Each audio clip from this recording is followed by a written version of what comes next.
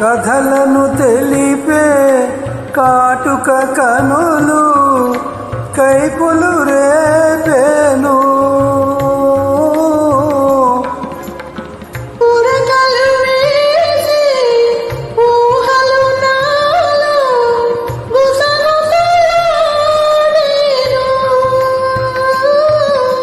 దిగువు ఇంకేలా దరికి రావేలా కురిసింది వాన నా గుండెలోన నీ చూపులే జల్లుగా.